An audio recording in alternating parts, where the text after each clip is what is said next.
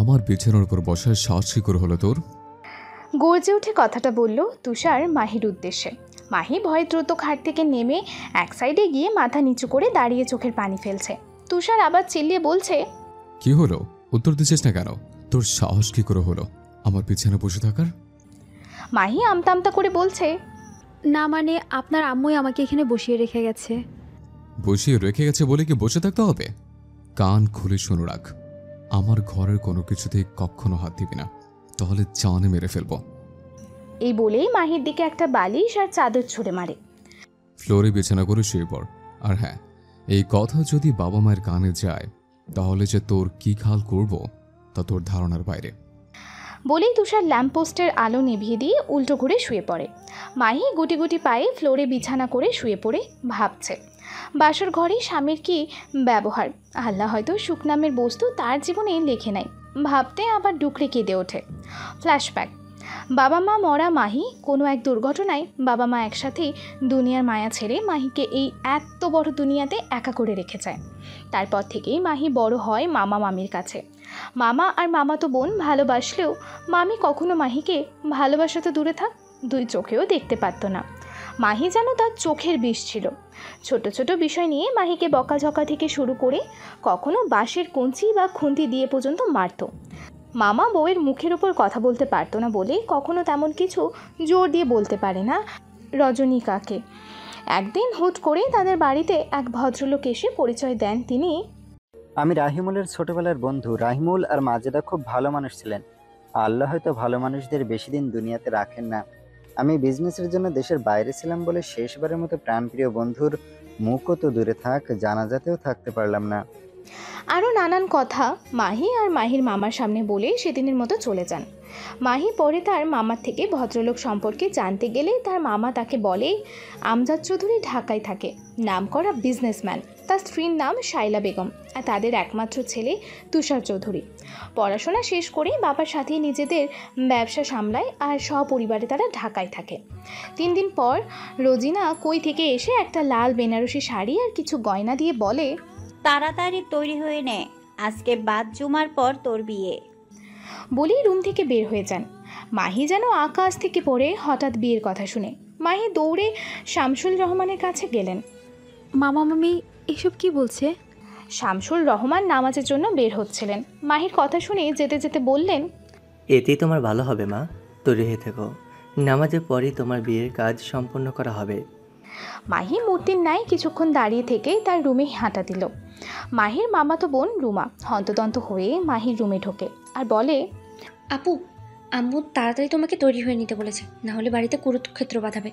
মাহি কান্না জড়িত গলায় বলে, রুমা, আমি বিয়ে করতে চাই না, তোদের ছাড়া আমি থাকতে পারবো না।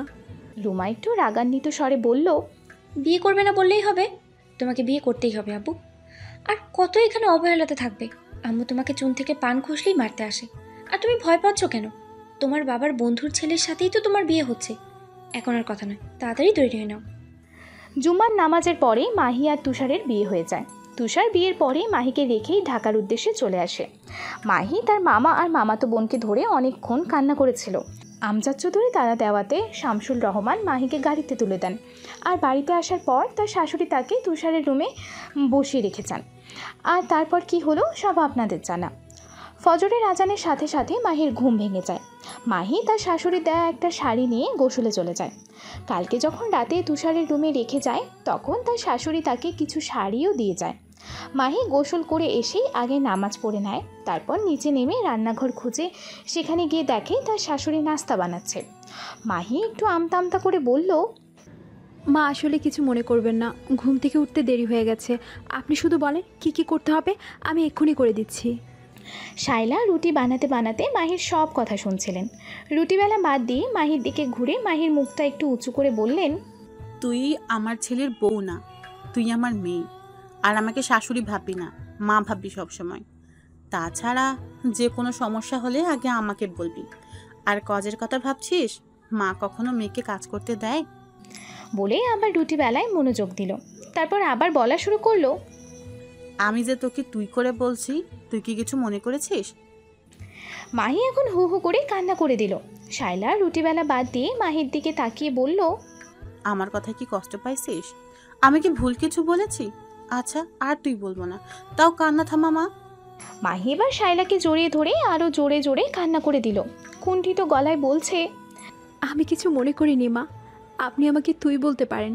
আমি তো কান্না করছিলাম, এতদিন পর মায়ের ভালোবাসা পেলাম সেই খুশিতে। শায়লা মাহিকে 2 হাত দিয়ে আগলে নেয়, তারপর বলে, ধুর পাগলি মেয়ে, আর কান্না করতে হবে না। আর মা মেয়ের মধ্যে কিসের আপনি আজ্ঞা? তুমি করে বলবি আমাকে। চোখের পানি মুছে দিয়ে বললেন। শায়লা একটা কাপে চা ঢালতে ঢালতে বললেন, যা, এই চাটা নিয়ে গিয়ে তুষারকে দিবি। মাহি চায়ের কাপটা নিয়ে আস্তে করে রুম থেকে বের হয়ে আসে। তারপর তুষারের রুমের উদ্দেশ্যে পা বাড়ায়। রুমে গিয়ে দেখে তুষার আড়ামোড়া ভেঙে বসেছে। মাহি তুষারের সামনে গিয়ে মাথা নিচু করে কাঁপা কাঁপা হাতে বলে, আপনার চা। সকাল সকাল মাহিকে দেখে তুষারের মেজাজ বিগড়ে যায়। তাই মাহির হাত থেকে চায়ের কাপ নিয়ে গরম চা মাহির দিকে ছুঁড়ে মারে। একটুর জন্য গরম চা মাহির মুখে পড়ে নাই।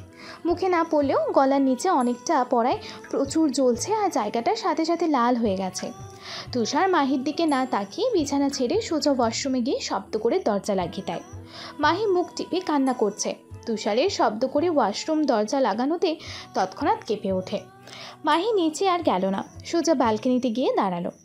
গলার ডান সাইডটা অনেক চলছে। গলায় হাত দিয়ে কান্না জড়িত গলায় বলছে, হে তুমি আমাকে কোথায় পাঠিয়েছো মামা? মামির হাত থেকে বাঁচানোর জন্য হে কোন নরকের দিকে আমাকে ঠেলে দিয়েছো? ডাইনিং টেবিলে বসে আছে আমজাদ চৌধুরী, তার পাশে শায়লা তাকে নাস্তা দিচ্ছে। আর টেবিলের বিপরীত পাশে দাঁড়িয়ে আছে মাহি। কিছুক্ষণ পরেই তুষার সিঁড়ি বেয়ে নিচে নেমে এসে সোজা ডাইনিং টেবিলে বসলো। আমজাদ ছেলের দিকে তাকে বলল, ফর্মাল ড্রেসে কেন? অফিসে যাবো বাবা। কালকে তোমার বিয়ে হলো আর আজকে তুমি অফিসে যাবে বলছো? ও কাম অন বাবা, আমি এই বিয়ে মানি না। তুমি আর মা দুজন আমাকে ব্ল্যাকমেল করে বিয়েতে রাজি করিয়েছ। শায়লা এতক্ষণ তার স্বামী আর ছেলের কথোপকথন শুনছিলেন, আর মাহি মাথা নিচু করে ঝাপসা চোখে ফ্লোরের দিকে তাকিয়ে আছে। তুষার কিছু বলার জন্য মুখ খোলার আগেই শায়লা বলে উঠলেন, অনেকক্ষণ ধরে তোমার বাজের কথা শুনছি, কিছু বলছি না বলে ভেবো না যে কিছু বলবো না। বিয়ে যখন হয়েছে মানতে তোমাকে হবে। অসম্ভব মা, গ্রামের ওই আনকালচার অশিক্ষিত খ্যাত মেয়েকে আমি কোনোভাবেই মানতে রাজি নই। কে বলেছে মাহি অশিক্ষিত? ভুলে যেও না, তোমার বাবা আর আমি অজপাড়া গ্রাম থেকে উঠে এসেই আজ এই জায়গায় দাঁড়িয়ে আছি। তাহলে কি আমাদেরও খ্যাত আর আনকালচার বলবে? মা, তুমি কালকে আসে সামান্য মেয়েটার জন্য আমার সাথে এইভাবে কথা বলছো? হ্যাঁ, তুমি যদি শিক্ষিত হয়ে অশিক্ষিতর মতো আচরণ করো, বিবেক বুদ্ধি যদি লোপ পেয়ে থাকে, তাহলে অবশ্যই এভাবেই বলবো। আর হ্যাঁ শুনো, আজকে তুমি কথাও যাচ্ছ না, নাস্তা শেষ করে সোজা রুমে যাবে। তুষার নাস্তা না করেই উঠে গেল। তার মা যখন একবার না করেছে মানে বিশ্বযুদ্ধ বেঁধে গেলেও সে আর যেতে পারবে না। মাহি ওখানে দাঁড়িয়ে সব শুনছিল।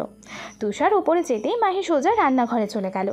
মুখ টিপে কান্না করছে আর বলছে, শরীরের আঘাতে রক্তক্ষরণ হলে সবাই দেখে, কিন্তু কথার আঘাতে হৃদয়ে যে রক্তক্ষরণ হয় তা কয়জন দেখে? আমজাদ চৌধুরী শায়লার দিকে তাকিয়ে বললেন, আমি কোনো ভুল করলাম না তো? মেয়েটাকে মামির হাত থেকে বাঁচাতে গিয়ে ওর জীবনটা নষ্ট করে দিলাম না তো? শায়লা আমজাদ চৌধুরীকে আশ্বাস দিয়ে বললেন, চিন্তা করো না, সব ঠিক হয়ে যাবে। তুষার রুমের মধ্যে পায়চারি করছে, মেজাজ তার সপ্তম আসমানে।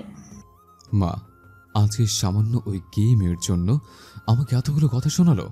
আজকে ওই মেয়ের খবর আছে বলে আবার রুমের এই মাথা থেকে ওই মাথা পায়চারি করছে। এর মধ্যেই রুমে মাহি আসলো। তুষার মাহিকে দেখে দরজা লাগিয়ে দিয়ে এক হাত ধরে পেছনের দিকে নিয়ে দিয়ে মুছড়ে দিয়ে বলল, আমার বাবা মাকেও আমার বিরুদ্ধে নিয়ে গেছিস। খুব সাহস তোর, তাই না? বড়লোক ছেলে বিয়ে করবি, তোদের মতো মেয়েরা এছাড়া আর কি পারে? মাহির প্রচণ্ড হাত ব্যথা করছে, ব্যথার চোটে চোখ দিয়ে পানি পড়ছে, কিন্তু তুষারের কোনো হেলদোল নাই। মাহি এবার একটু জোরে করেই কান্না করে দিল। কান্নার আওয়াজ তুষারের কানে যেতে জোরে করে ধাক্কা মেরে ফেলে দেয়, আর দরজা খুলে বাইরে যেতে যেতে আবার শাসিয়ে যায়, এই ঘরের চার দেয়ালের মধ্যে যা হয় তা যেন ভুলেও খুনাক্ষরে আমার বাবা মায়ের কানে না যায়। আর হ্যাঁ, কান খুলে শুনে রাখ, আমার বাবা মায়ের সামনে আমরা স্বামী স্ত্রী। তারা যেন তোর আচরণে বুঝতে না পারে যে তোর আর আমার মধ্যেকার সম্পর্ক কি। এই বলে গটগট করে চলে গেলেন। মাহির হাত লাল হয়ে গেছে, প্রচণ্ড ব্যথা করছে।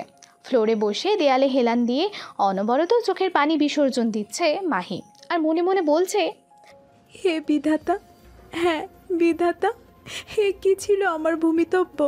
যেথায় যাইব সেথায় শুধুই দুঃখ পাইব। মাহি কান্না করতে করতে একসময় ঘুমিয়ে পড়ে। একটার পর একটা সিগারেট টানছে তুষার। এক প্যাকেটে সিগারেট নিয়ে বন্ধুর বাসায় এসেছিল। আবহাওয়া শীতল আর মেঘলা থাকায় মিজানকে নিয়ে ছাদে আসে তুষার। অনেকক্ষণ ধরে রেলিংয়ের ওপরে বসে আছে মিজান, আর অন্যদিকে তুষার একটার পর একটা সিগারেট ফুঁকে যাচ্ছে। মিজান এবার বিরক্তির চরম পর্যায়ে চলে গেছে। আচ্ছা, তোর প্রবলেম কি বলতো? তুষার হাতে থাকা সিগারেটের শেষ অংশটুকু টান দিয়ে আকাশের পানে মুখ করে ধোঁয়া ছাড়লেন। তারপর সিগারেটের ওই ছোট্ট অংশ নিচে ফেলে পা দিয়ে পিষে আগুন নিভিয়ে মিজানের দিকে ঘুরে বলল, এবার বল, কি বলবি? আমি কি বলতে চাইছি তা বুঝতে পারছিস না?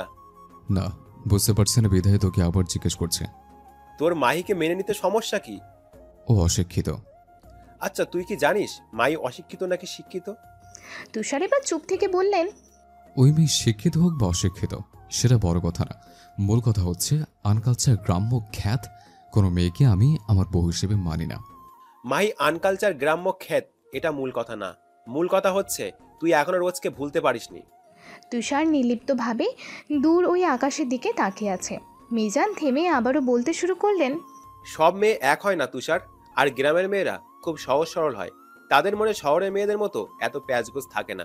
ভেবে দেখিস কাজটা কি আদৌ মায়ের সাথে ঠিক হচ্ছে? মাহি কি দোষ করেছে? ও তো আর নিজে থেকে তোর কাছে আসে নাই, তোর বাবা মা ওকে তোর সাথে বিয়ে দিয়ে নিয়ে আসছে। আর শোন, রোজ তোর গার্লফ্রেন্ড ছিল আর মাহি তোর বউ, দুটো একসাথে কেন মেলাচ্ছিস? তুষার মিজানের সাথে আর কোনো কথা না বলে ছাদ থেকে নেমে বাসা থেকেও বের হয়ে আসলো। মিজান তুষারের যাওয়ার পানে তাকিয়ে বলছে, অনেক বড় ভুল করেছিস তুষার, একদিন বড্ড আফসোস করবি। মাহি অনেক আগেই ঘুম থেকে উঠে গেছে। ফ্রেশ হয়ে রুম থেকে বের হয়ে শাশুড়ির রুমের উদ্দেশ্যে গেল। দরজায় দাঁড়িয়ে বলছে, মা আসবো? শায়লা বই পড়ছিলেন। বইয়ের থেকে মুখ তুলে বললেন, এ কেমন কথা শুনি? মেয়ে মায়ের ঘরে আসবে, এতে বুঝি অনুমতি নেওয়া লাগে? হায় মা, ভিতরে আয়। মাহি ধীর পায়ে শায়লার কাছে গিয়ে বসলেন। শায়লা রয়ে শুয়ে বললেন, তোর কোনো অসুবিধা হচ্ছে না তো? আরে না মা, অসুবিধা হবে কেন? মাহি ইতস্তত করে বলল, আমি তোমার কোলে একটু মাথা রাখি মা। শায়লা নিজেই মাহিকে তার কোলে শুয়ায় দিয়ে মাথায় হাত বুলিয়ে দিতে দিতে আবারও বললেন, সত্যি বলছিস তো, তোর কোনো অসুবিধা হচ্ছে না? হ্যাঁ মা, সত্যি বলছি, আমার কোনো অসুবিধা হচ্ছে না। কত ভালোবাসছো আমায়, তাহলে আমার কেন অসুবিধা হবে? তুষার তোর সাথে খুব খারাপ ব্যবহার করে, তাই না? না মা, খারাপ ব্যবহার করে না। শায়লা মাহির মাথায় হাত থামিয়ে আবারও বলতে শুরু করলেন, তুষারের মনটা অনেক ভালো রে মা। হুট করে তাড়াহুড়ো করে বিয়ে হয়েছে বলে একটু এমন করছে, পরে ঠিক হয়ে যাবে দেখিস। মাহি নিশ্চুপ হয়ে শায়লার কথা শুনল। আরও কিছুক্ষণ নানা বিষয়ে নিয়ে কথা বলে মাহি ওর রুমে চলে আসে। ওয়াশরুমের ভেতর থেকে পানি পড়ার আওয়াজ আসছে, এর মানে তুষার ওয়াশরুমে আছে। কিছুক্ষণ পরে খট করে শব্দ করে ওয়াশরুমের দরজা খুলে বাহিরে আসলো তুষার। তুষারের শরীর থেকে টপ টপ করে পানি পড়ছে, কোমরে শুধু একটা টাওয়াল পেঁচানো। মাহি এক ধ্যানে তুষারের দিকে তাকিয়ে আছে। তুষার একবার মাহির দিকে তাকিয়ে কাবার্ড থেকে একটা ট্রাউজার আর একটা টি শার্ট নিয়ে ওয়াশরুমে চলে যায়। সন্ধ্যায় মাহি শায়লার সাথে রান্নাঘরে কাজ করছে। শায়লা রান্না করে মাহি তাকে টুকিটাকি সাহায্য করছে। তুষার ব্যালকনিতে বসে আছে। মিজানের কথাতে আজকে অনেক দিন পর পুরানো অতীত যেন মাথাচাড়া দিয়ে বসেছে। অতীত ভার্সিটির প্রথম দিনেই লেট হয়ে যাওয়াতে তাড়াহুড়ো করে ক্লাসরুমে ঢুকতে গিয়ে একটা মেয়ের সাথে ধাক্কা লাগে তুষারের। দুজনেই একে অপরের দিকে তাকিয়ে সরি বলে। তুষার মেয়েটাকে আগে যেতে দেয়। তুষার ক্লাসরুমে ঢুকে দেখে সব জায়গা বুক, শুধু ওই মেয়ের পাশে জায়গা আছে। তুষার আর কোনো কিছু না ভেবে ওই মেয়ের পাশে বসে। টুকটাক কথা হওয়াতে মেয়েটি তার নাম রোজ বলেও পরিচয় দেয়। তুষার ও রোজকে নিজের পরিচয় দেয়। সেদিনের মতো কোনো রকম ক্লাস করে বাসায় চলে আসে তুষার। পরের দিন আগে আগে ভার্সিটিতে যায়। সেখানে গিয়ে অনেকের সাথে পরিচিত হওয়ার মাঝে মিজানের সাথেও পরিচয় হয় তুষারের।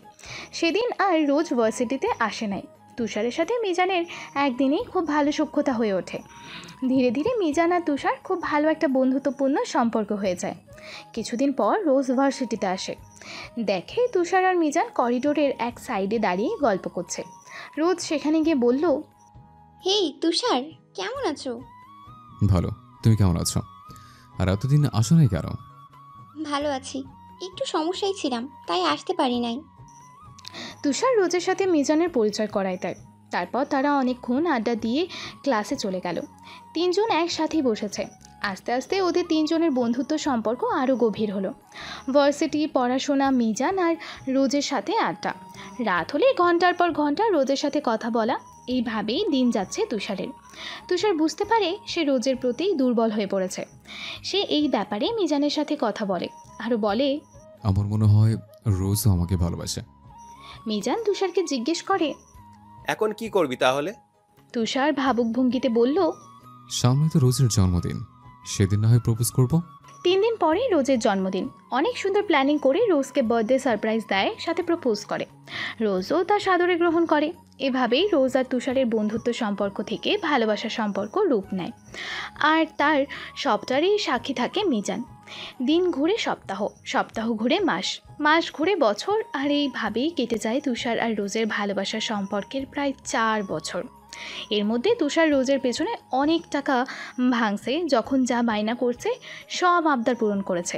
কিন্তু মাস 3 ধরে রোজের হাবভাব কেমন যেন পরিবর্তন দেখতে পাচ্ছে তুষার। আগের মতো তেমন কথা বলে না, নানা এক্সকিউজ দেখায়। রাতে কল দিলে ব্যস্ত দেখায়। মিজান কল করলেও মিজানকেও ইগনোর করে। রোজের ইগনোর পরিবর্তন যেন তুষার মেনে নিতে পারছে না। এর মধ্যেই তাদের ভার্সিটির ফাইনাল ইয়ারের এক্সাম শুরু হয়ে যায়। এক্সাম চলাকালীন তুষার কোনোভাবেই রোজের সাথে কন্ট্যাক্ট করতে পারছে না। এভাবেই তুষারের ফাইনাল ইয়ারের এক্সাম শেষ হয়। এক্সাম শেষ হওয়ার 2 দিনের মাথায় রোজ একটা ছেলেকে নিয়ে ওরা যেখানে আড্ডা দিত সেখানে গিয়ে দেখে তুষার আর মিজান আগে থেকেই সেখানে বসা। রোজ তুষার আর মিজানের উদ্দেশ্যে বলে, কি অবস্থা তোদের? তোদের সাথে পরিচয় করাতেই নিয়ে আসলাম। তুষার রোয়েশ হয়ে জিজ্ঞেস করলো, রোজ, এ ছেলেকে? আমার হাব্বি। রোজ ফটাফট বলল। রোজের মুখে হাব্বি কথা শুনে তুষার যেন স্ট্যাচু হয়ে গেছে। মিজান একটু বোকা বোকা টাইপ হাসি দিয়ে বলছে, রোজ, মজা করছিস তাই না? রোজ ওই ছেলেটার হাত ধরে বলল, মিট মাই হাজব্যান্ড রাহিত। সে কানাডায় সিটিজেন। মাস 4 আগে আমার কাজিনের বাসায় আসে, আর তখন থেকেই পরিচয়, তারপর প্রেম, আর গতকালই ওর সাথে ঘরোয়াভাবে আমার বিয়ে হয়। সব কিছু এত তাড়াতাড়ি হয়ে গেছে যে তোদের বলার সময়ই পাই নাই। তুষারের মাথায় যেন আসমান ভেঙে পড়েছে। ও কথাটা যেন বিশ্বাসই করতে পারছে না। মিজান বলল, মজা করছিস তাই না? রোজ বলল, না। রোজ আবার রাহিদের উদ্দেশ্যে বলল, এরা হচ্ছে আমার ফ্রেন্ড তুষার আর মিজান। তুষার ওইভাবেই দাঁড়িয়ে আছে। মিজান তুষারকে দেখছে, আর মধ্যেই রোজ আবারও বলল, তোদের তো বলাই হয় নাই। রাহিত কানাডার সিটিজেন, আর ওর ওখানেই নিজের নামে কোম্পানি আছে। অনেক অর্থ সম্পদের মালিক ওরা। বলে একটু থেমে আবারও বলতে শুরু করলো, আজকের বিকেলেই আমার ফ্লাইট। আমি রাহিদের সাথেই কানাডা চলে যাচ্ছি, আর সেখানেই সেটেল হব। তোরা ভালো থাকিস। বলে রাহিদের হাত ধরে চলে আসে। তুষার ওদের যাওয়ার পানে তাকিয়ে থাকতে থাকতে হাঁটু গেড়ে নিচে বসে পড়ে, সাথে নিশ্চুপ চোখের পানি ফেলায়। সেদিন তুষার আর বাসায় যায় নাই, মিজানের সাথেও ওর বাসায় থেকে যায়। তুষার এক পর্যায়ে ডিপ্রেশনে চলে যায়। মিজান অনেক কষ্ট করে তুষারকে সামলায়। রোজকে ভোলার জন্য সিগারেট থেকে শুরু করে রাত দিন মদের নেশায় ডুবে থাকতো। শায়লা আর আমজাদ হঠাৎ করে ছেলের এমন রূপ দেখে ঘাবড়ে যায়। এর মধ্যে মিজান রোজ সম্পর্কে অনেক তথ্য বের করে। রোজ বরাবরই এমন বড়লোক ছেলেদের টার্গেট করে নিজেদের স্বার্থ হাসিল হলে সম্পর্ক শেষ করে দেয়। তুষারের বাবা মা মিজানের থেকে সব শুনে ছেলের জন্য কান্নায় ভেঙে পড়েন শায়লা বেগম। তুষার যখন থেকে জানতে পারলো রোজ ওকে কখনো ভালোবাসে নাই, ওকে শুধু ওর টাকার জন্য ব্যবহার করেছে, সেদিন থেকেই তার মেয়েদের প্রতি ঘৃণার সৃষ্টি হয়। বাবা মায়ের মুখের দিকে তাকিয়ে নিজেকে স্ট্রং করলো। বাবার সাথে বিজনেসে হাত দিল, আর তার নিজের দেশে বাইরে অনেক কোম্পানি আছে। সে আজকে সফল। বর্তমান মায়ের ডাকে ধ্যান ভাঙলো তুষারের। শায়লা ছেলের মাথায় হাত রেখে বলল, কি ভাবছিস? কতক্ষণ ধরে ডাকছি, আর রুম অন্ধকার করে রেখেছিলি কেন? তুষার কিছুই বলল না। আমি নিচে গেলাম, তুই ফ্রেশ হয়ে খেতে আয়। তুষার মায়ের দিকে তাকিয়ে বলল, কয়টা বাজে যে এক্ষুনি খেতে বলছো? শায়লা ছেলের মুখের দিকে তাকিয়ে বলল, তোর ধ্যান কই ছিল? হ্যাঁ শুনি, রাত 9টা বাজে, ঘড়ি দেখেছিস? আমি গেলাম, তুই তাড়াতাড়ি আয়। তুষার অকপটে জবাব দিল, আমি নিচে যাব না মা, খেতে ভালো লাগছে না। শায়লা বুঝতে পারলো ছেলেকে এখন যতই বলুক না কেন, সে একবার বলেছে যখন আর নিচে নামবে না। অগত্যা তিনি নিচে চলে আসলেন। মাহির উদ্দেশ্যে বলল, তোর বাবার সাথে তুই বস, তুষার খাবে না। তুষার খাবে না শুনে মাহিও আর খেতে বসলো না। মাহি শায়লাকে বলল, মা তুমি বসো, আমি দেখছি। শায়লা বুঝতে পারলো তুষার না খেলে মাহিও খাবে না। সে মাহির মাথায় হাত রেখে মুচকি হেসে খেতে বসলেন। মাহি সব গুছিয়ে রুমে যাওয়ার আগে শায়লা ওর হাতে খাবারের ট্রে ধরিয়ে দিল আর বলল, দুজনে একসাথে খেয়ে নিস। মাহি মাথা নাড়িয়ে হ্যাঁ সূচক বুঝিয়ে ট্রেটা নিয়ে রুমে চলে আসে। রুমে এসে দেখে তুষার ফোনে কি যেন একটা করছে। মাহি কাপা কাপা হাতে ট্রেটা নিয়ে তুষারের সামনে গিয়ে সেন্টার টেবিলে রেখে তুষারের উদ্দেশ্যে বলল, মা খাবার পাঠিয়ে দিয়েছেন, খেয়ে নিন। মাহি যে তুষারকে কিছু বলছে তা মনে হয় তুষার শুনতেই পাচ্ছে না। মাহি আবারও কাপা কাপা কণ্ঠে বলল, রাগ করে না খেয়ে থাকলে শরীর খারাপ করবে। কথাটা শেষ না করার আগেই তুষার মাহির মুখ চেপে ধরে বলে, বউগিরি দেখাতে আসছিস? না করেছিলাম না? তুষার এত জোরে ধরেছে যে মাহির ব্যথায় মুখ নীল বর্ণ ধারণ করে চোখ দিয়ে আপনা আপনি পানি পড়ে। তুষার মাহিকে ছেড়ে ব্যালকনিতে পা বাড়ায় আর মাহির উদ্দেশ্যে বলে, শেষবার মতো বলছি, বউয়ের অধিকার দেখাতে আসবে না, জানে মেরে দেব। মাহি ফ্লোরে বিছানা করে বালিশে মুখ গুজে কান্না করতে থাকে। ফজরের আজানের সাথে সাথে ঘুম ভাঙে মাহির। ওয়াশরুম থেকে অজু করে এসে জায়নামাজ বিছিয়ে প্রথমে নামাজ পড়লেন, তারপর খুব আস্তে আস্তে কোরআন তালাওয়াত করলেন। প্রায় আধা ঘন্টার মতো কোরআন তালাওয়াত করল মাহি। কোরআন শরীফ বন্ধ করে জায়নামাজ সহ কোরআন শরীফ গুছিয়ে রাখলেন। তারপর সোজা রান্নাঘরে চলে আসলো। শায়লা এখনও রান্নাঘরে আসে নাই। আজকে শায়লার আগেই মাহি রান্নাঘরে এসেছে। রুটি বানানোর জন্য মাহি চুলায় গরম পানি বসায় দিল আর ডাল ভাজি করবে বলে তার জন্য সব গুছায় নেওয়ার মধ্যেই শায়লা নামাজ পড়ে রান্নাঘরে আসে। কি রে, তুই কখন আসলি? এই তো মা, বেশিক্ষণ হয় নাই, এসে চুলায় গরম পানি বসিয়ে দিয়েছি আর সবজির জন্য সব কিছু গুছিয়ে নিতে নিতে তুমি চলে এসেছো। তুই রুমে যা, আমি সব করে নিব। মাহি একটু রাগান্বিত কণ্ঠে বলল, তুমি আমাকে মুখে মেয়ে বলো, মন থেকে মেয়ে বলে মানোই না। শায়লা আঠা কাওয়া করতে করতে বলে, তোর কেন এমন মনে হলো? তুমি আমাকে মেয়ে ভাবলে এইভাবে রুমে যেতে বলতে পারতে না। আর তুমি বলো মা, মেয়ে হয়ে কি আমি আমার মাকে কাজে একটু সাহায্য করতে পারি না নাকি? হ্যাঁ, আমার ঘাট হয়েছে, আর কিচ্ছু বলবো না, কিন্তু শুধু সাহায্যই করবি। ঠিক আছে মা। সব কিছু গুছিয়ে ডাইনিং টেবিলে নাস্তা দিতে 8টা বেজে গেছে। তুষার আর আমজাদ চৌধুরীও ডাইনিং টেবিলে এসে হাজির। নাস্তার মধ্য দিয়ে আমজাদ এহমাম তুষার আর বাবার পানে তাকিয়ে, কিছু বলবে বাবা? হ্যাঁ, তুমি তো জানো আমাদের কোম্পানি একটা নতুন প্রজেক্টে হাত দিলাম, আর তাই 6 মাসের জন্য সিঙ্গাপুর থাকতে হবে। তুষার খেতে খেতে জবাব দিল, তার চিন্তা কিসের, আমি চলে যাব। মাহি শায়লার পাশে দাঁড়িয়ে এতক্ষণ সব শুনছিল। তুষারের যাওয়ার কথা শুনেই মুখটা কালো হয়ে গেল। শায়লা মাহির দিকে তাকিয়ে ভালোই বুঝলো যে তুষারের কথায় মেয়েটার মন খারাপ হয়েছে।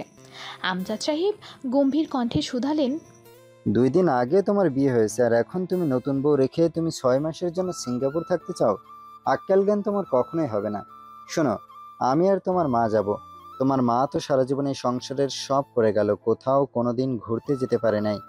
এখন যখন ছেলের বউ আছে তার ঝাড়া হাত পা, সে এবার একটু বাইরের জগৎটাকেও দেখুক। তুষার আর কিছু বলল না। সে ভালোই বুঝতে পেরেছে এটা তার বাবা মায়ের চাল। আমজাদ আর রয়েশ হয়ে বললেন, আজকে রাত 9টায় আমাদের সিঙ্গাপুরে ফ্লাইট। এবার তুষার মুখ খুলল। বিজনেস ডিল তো আর 1 সপ্তাহ পর, তাহলে আজকে কেন যাবে? আমজাদ চৌধুরী ক্ষীণ কণ্ঠে বলল, তুমি তোমার বউকে মেনে নিতে পারছো না, ভালোবাসো না। তা আমি তো আর তা না। আমি আমার বউকে ভালোবাসি, তাই তাকে সময় দেওয়ার জন্য কিছুদিন আগেই যাব। শায়লা ছেলে ও ছেলের বউয়ের সামনে স্বামীর মুখে এমন লাগামহীন কথা শুনে তার কাশি উঠে যায়। মাহি মুখ টিপে হাসছে আর তুষার বাবার মুখের দিকে গোল গোল চোখ করে তাকিয়ে আছে। আমজাদ চৌধুরীর কোনো ভ্রুক্ষেপ নাই, সে খাচ্ছে। তুষার ডাইনিং টেবিল থেকে ওঠার সময় বললেন, বের হবে কখন? 4টায়। রাস্তায় যে ট্রাফিক, তাই আগেই বের হব। তুষার আজকেও অফিসে যায় নাই। আমজাদ ঘণ্টাখানেকের জন্য অফিসে গেছেন। শায়লা সব কিছু গুছিয়ে নিচ্ছে। মাহি তখন শায়লার রুমে আসে। মাহিও হাতে হাতে সব গুছিয়ে দিতে লাগলো। মাহি কোনো কথাই বলছে না। কি হয়েছে, কথা বলছিস না যে? আমি একা একা কিভাবে থাকবো, আমার একটুও ভালো লাগে না। শায়লা কাপড় ভাঁজ করা বাদ দিয়ে মাহির দিকে ঘুরে জবাব দিলেন, আমি জানি মা, তুষার তোকে এখনো মন থেকে মেনে নিতে পারে নাই। তোদের সম্পর্কটা যদি আর 5-10টা সম্পর্কের মতো হতো, তাহলে তোর শ্বশুর তোকে আর তুষারকে একসাথে পাঠাইতেন। কিন্তু তুষার তো তোকে এখনো মেনে নিতে পারছে না। আর তোর শ্বশুরও একাই যেত, এতে করে তুষারের সুবিধা হতো। আমি বাসায় থাকলে প্রয়োজন অপ্রয়োজনে আমাকেই খুঁজতো, তাই তোদের সম্পর্কটা গাঢ় হওয়ার জন্য আমাকে যেতে হবে। আশা করি সব বুঝছিস আর মন খারাপ করে থাকবি না। আর যাওয়ার আগে আমি তোকে সব বুঝিয়ে দিয়ে যাব। মাহি ব্যালকনিতে দাঁড়িয়ে আছে। রাতের আকাশ নিকষ কালো অন্ধকারে ঘেরা, তার জীবনটাও এমন অন্ধকারে ঘেরা, তার জীবনে আলো নেই। তুষার এয়ারপোর্টে শাইলা আর আমজাদকে ছাড়তে গেছে। সেই বিকালে তুষার বের হয়েছে, আর এখন ঘড়ির কাঁটা 10টা ছুঁই ছুঁই। এখনও তুষারের আসার কোনো খোঁজ নাই। মাহি ব্যালকনি থেকে রুমের ভেতরে এসে ফ্লোরে বিছানা করে না খেয়ে শুয়ে থাকে। তুষারের অপেক্ষায় থেকে একসময় ঘুমিয়ে পড়ে। বরাবরের মতো মাহি ফজরের আজানের সাথে ঘুম থেকে ওঠে। পাশের বিছানায় তাকিয়ে দেখে বিছানা ফাঁকা। এর মানে তুষার রাতেও বাড়ি আসে নাই। মাহি অজু করে নামাজ শেষ করে দীর্ঘ মোনাজাত ধরে চোখের পানি অনর্গল পড়তে থাকে। মোনাজাত শেষ করে আজকে আর কোরআন শরীফ না পড়ে জায়নামাজ গুছিয়ে নিচে চলে গেছে। ডাইনিংয়ে খাবার যেভাবে রেখেছিল ঠিক সেভাবেই রাখা। এর মানে তুষার বাড়িতে আসেনি। মাহির এবার অনেক চিন্তা হচ্ছে। মাহির কাছে না আছে ফোন, না আছে তুষারের নাম্বার। সকাল গড়িয়ে দুপুর গড়িয়ে সন্ধ্যা, মাহি যেন বিধ্বস্ত হয়ে আছে। সারাদিনের কান্না করার ফলে চোখ ফুলে লাল হয়ে গেছে। সন্ধ্যায় কলিং বেল বাজতেই হুড়মুড়িয়ে গিয়ে দরজা খুলে দেয়। তুষার বাড়ির ভেতরে ঢুকে সোজা রুমে চলে যায়। মাহিও পিছু পিছু ছুট লাগায়। তুষার কাবার থেকে কাপড় বের করছিল। মাহি পেছন থেকে গিয়ে জড়িয়ে ধরে হেঁচকে তুলতে তুলতে বলে, সারা রাত দিন কই ছিলেন আপনি? জানেন আমার কত চিন্তা হচ্ছিল। তুষার ঘুরে উঠে মাহিকে শরীরের সর্বোচ্চ শক্তি দিয়ে চড় মারে। তোকে বলেছিলাম না বউকে দেখাতে আসবে না? সারাদিন কান্না করা, তারপর না খাওয়ার ফলে তুষারের চরের ভার মাহি সইতে পারে নাই। শরীর দুর্বল থাকায় মাহি ছিটকে খাটের কোনায় কপাল থেকে সেখানে জ্ঞান হারিয়ে মাহির কপাল থেকে ফোঁটা ফোঁটা রক্ত পড়ছে। তুষার চর মেরেই ওয়াশরুমে চলে যায়। ঘণ্টাখানেক পর সাবান নিয়ে বের হয়ে দেখে মাহি অচেতন অবস্থায় ফ্লোরে পড়ে আছে। কপালের যেখান থেকে রক্ত পড়েছে সেই জায়গায় শুকিয়ে গেছে। একবার মাহির দিকে ভালো করে তাকিয়ে সিগারেটের প্যাকেট নিয়ে বারান্দায় চলে গেল। মাহির এমন বিদ্রূপ অবস্থা দেখেও পাষণ্ড তুষারের মনে কোনো মায়া হলো না। ঘড়ির কাঁটা যখন সকাল 9:20 ঘরে ছুঁই ছুঁই, ঠিক তখনই মাহির ঘুম ভাঙে। চোখ খুলে তার অবস্থান দেখতেই মাহি কালকের ঘটনা সব মনে পড়ে যায়। মাহি শোয়া থেকে উঠে বসে, মাথা ঝিমঝিম করছে, কোনো মতে উঠে দাঁড়ায়। শরীরে অনেক দুর্বল। কালকে গোটা একটা দিন গেছে, মাহির পেটে একটা দানাও পড়ে নাই। কোনো মতো উঠে ড্রেসিং টেবিলের সামনে যায়। কপালের রক্তের দাগ দেখেই আটকে ওঠে মাহি। প্রচণ্ড ক্ষুধা লেগেছে, ক্ষুধার জন্য দাঁড়ায়ও থাকতে পারছে না। মাহি মনে মনে বলে, মামার বাড়িতে যত কষ্টই করছি না কেন, মামা আর রুমা কখনো না খেয়ে থাকতে দেয় নাই। মামি খাবার না দিল, রুমা না হয় মামা সব সময় চুরি করে খাবার এনে দিছে, তাই শত কষ্টেও না খেয়ে থাকার কষ্ট করতে হয় নাই। এসব ভাবতে ভাবতে মাহির চোখ দিয়ে টপ টপ করে পানি পড়ছে। মাহি ওয়াশরুমে গিয়ে লম্বা এক শাওয়ার নিয়ে বের হলো। ড্রেসিং টেবিলের সামনে গিয়ে কপালে একটা ওয়ান টাইম টিপ লাগিয়ে নিচে নামলো। মাহি প্রথমে ফ্রিজ খুলে দেখলো, না, কোনো খাবার নাই। এর মানে তুষার সব খেয়ে গেছে। এতে মাহি এক স্বস্তির নিঃশ্বাস ফেললো যে তুষার না খেয়ে অফিসে যায় নাই। ডাইনিং টেবিলে সব এঁটো থালা বাসন আগে পরিষ্কার করে নিল। তারপর রান্নাঘরে গিয়ে চা বসানোর জন্য চুলায় পানি তুলে দিল। কড়া করে 1 কাপ চা আর সাথে টোস্ট বিস্কিট নিয়ে ড্রয়িং রুমে সোফায় এসে বসলো মাহি। খাওয়ার মধ্যেই ল্যান্ডলাইনে কল আসলো। আসসালামু আলাইকুম। ওয়ালাইকুম আসসালাম। কেমন আছিস মা? আর কালকে ক্লান্ত হয়ে গেছিলাম, এসেই রেস্ট করছি, পরে সব কিছু গুছিয়ে উঠতে সময় পায় নাই। রাগ করছিস মায়ের উপর? আলহামদুলিল্লাহ ভালো আছি মা। আর না না, রাগ করিনি। রাগ করবো কেন? আচ্ছা ঠিক আছে, তাহলে ওখানে সব ঠিক আছে তো? তুষার কোনো ঝামেলা করে নাই তো? না মা, সব ঠিক আছে। তুমি অযথা চিন্তা করছো। তুমি ভালো আছো? আর বাবা ভালো আছে তো? হ্যাঁ রে মা, আমরা সবাই ভালো আছি। তুষার কি অফিসে গেছে? হুম। মাহি আর শাইলা বেশ কিছুক্ষণ নানান বিষয় নিয়ে কথা বলে কল কাট করলেন। মাহি ঘড়ির দিকে তাকিয়ে দেখে 11টা বেজে গেছে। সে ঝটপট উঠে ঘরের বাকি কাজ সেরে ফেলে। যেহেতু তুষার দুপুরে আসবে না, তাই সে নুডলস রান্না করে নিল তার জন্য। সব কাজ সেরে দেখে সারা শরীর ঘামে ভিজে গেছে, তাই তাড়াতাড়ি সাবান নিয়ে বের হতেই জোহরের আজান দেয়। জোহরের নামাজ পড়ে জায়নামাজেই ঘুমিয়ে পড়ে। বিকালে ঘুম থেকে উঠে সব তুষারের মন মতো রান্না করে। আজকে তাড়াতাড়ি তুষার বাড়ি ফিরল। ফ্রেশ হয়ে সোজা ডাইনিং টেবিলে আসলো। খাবার সব ঢাকনা দিয়ে ঢাকা। একে একে ঢাকনা উঠিয়ে দেখে একটা বাটিতে সর্ষে ইলিশ, আরেকটায় ডিমের মালাইকারি আর চিংড়ি ভুনা। এর মধ্যেই মাহি ধোয়াওড়া গরম ভাত নিয়ে এসে টেবিলে রাখলো। তুষারের মাহিকে দেখে খুব খুশি উবে গেল। মাহি নিম্ন সুরে তুষারের উদ্দেশ্যে বলল, খেতে বসেন, আমি বেড়ে দিচ্ছি। মাহিকে দেখেই তুষারের মেজাজ খারাপ হয়ে গেল। এখন খাবার খাওয়ার ইচ্ছাটাই আর নেই। তুষার সিঁড়ির দিকে পা বাড়াতেই মাহি সামনে গিয়ে দাঁড়ায়। আমার রাগ খাবার উপরে দেখাবেন না, খাবেন চলুন। অনেক জোরাজোরিতে তুষার চেয়ার গিয়ে বসে। মাহি সুন্দর করে খাবার বেড়ে দেয়। খাবারের টেস্টগুলো বরাবরই সুন্দর ছিল, কিন্তু তুষার 2-3 বার মুখে দিয়ে বলে, ছি, এগুলো মানুষ খায়, লবণ বেশি, খাবারের কোনো স্বাদই নেই। বলে গরম তরকারি বাটি মাহির দিকে ছুঁড়ে মারে আর বলে, খুব শখ আমাকে খাওয়াবি তাই না? এই বলে ধোয়া ওরা গরম ভাত এক মুঠ করে মাহির মুখে ঢুকিয়ে দিয়ে মাহির মুখ চেপে ধরে। অতিরিক্ত গরম থাকায় মাহির মুখ জিহ্বা পুড়ে যায়, মুখ লাল হয়ে যায়। যখন চোখ দিয়ে পানি পড়তে শুরু করে তখন তুষার মাহিকে ছেড়ে ওপরে চলে যায়। মাহি তুষারের হাত থেকে ছাড়া পেয়ে পাগলের মতো ছুটে ফ্রিজ থেকে ঠান্ডা পানি বের করে কুলি করতে থাকে। তার ভিতরটা মনে হয় পুড়ে যাচ্ছে। কোনো কিছুতেই মাহির জ্বালা কমছে না। পরপর বড় 3 বোতলের পানি শেষ। অনেকক্ষণ পর মাহির জ্বালা পোড়া কমে। সেই রাতে মাহি আর ওপরে যায় নাই, ড্রয়িং রুমের সোফায় শুয়ে পড়ে। তুষারও আর মাহির খোঁজ করে নাই। পরের দিন সকালে মাহি নাস্তা বানিয়ে টেবিলে রেখে দিয়েছিল, তুষারের সামনে যায় নাই। তুষার নাস্তা করে বের হতেই মাহি শাইলার রুম থেকে বের হয়ে আসে। মাহি রুমে এসে শুয়ে আছে। একা একা এইভাবে কতক্ষণ থাকা যায়? হঠাৎ করে মনে পড়ে তুষারের কাবার্ড অগোছালো, ওইটাই গোছাই। কাবার্ড গোছানোর এক পর্যায়ে মাহির পায়ের কাছে কি যেন একটা পড়ে। মাহি তুলতে গিয়ে দেখে ডায়েরি। বিড়বিড় করে মাহির বলল, বাহ, এই মানুষটা ডায়েরিও লেখে। ডায়েরি হাতে নিয়ে ভাবছে পড়বে নাকি পড়বে না। কারো অনুমতি ছাড়া তার পার্সোনাল জিনিসে হাত দেওয়া ঠিক না। কিন্তু আরেক মন বলছে, তোরই তো স্বামী, অন্য কেউ তো আর না। মাহি ইতস্তত করেও ডায়েরি খুলল। ডায়েরির প্রথমেই লেখা কি ছিল, তোর এই সুন্দর মুখশ্রীতে, তোমার এই সুন্দর মুখশ্রীতে যা আমাকে বারবার তোমার দিকে টানছে রোজ। মাহির এবার বেশ কৌতূহল হলো। রোজকে জানতে হলে ডায়েরিটা পড়তে হবে। ডায়েরিতে তুষারের অতীত নিয়ে লেখা। পুরো ডায়েরিতে রোজ আর রোজকে ভালোবেসে তুষারের করা পাগলামি। কিছুটা পড়ে মাহি ভাবছে, এত যখন ভালোবাসে তাহলে তাকে বিয়ে না করলে পারতো। আবার পরক্ষণেই মনে পড়ে গেল এই জন্যই হয়তো তুষার তাকে মানতে পারছে না। মাহির খুব কষ্ট হচ্ছে, কারণ প্রথম দিন দেখেই মাহি তুষারের মায়ায় পড়েছে, ভালোবেসে ফেলেছে। আবার ভাবছে রোজের জন্য যদি তাকে ছেড়ে দেয় তখন তো তার মরা ছাড়া কোনো উপায় থাকবে না। মাহি আবার ডায়েরি পড়ায় মনোযোগ দিল। রোজ কিভাবে তুষারকে ঠকিয়েছে, কিভাবে রাহিতকে বিয়ে করে কানাডা চলে গেছে। ডায়েরির ওই কয়েক পৃষ্ঠায় পানির দাগ। এর মানে তুষার যখন এসব লিখেছে তখন ছেলেটা কান্না করছে। মাহির চোখ দিয়েও পানি পড়ছে। মাহির ডায়েরির প্রায় শেষে চলে এসেছে।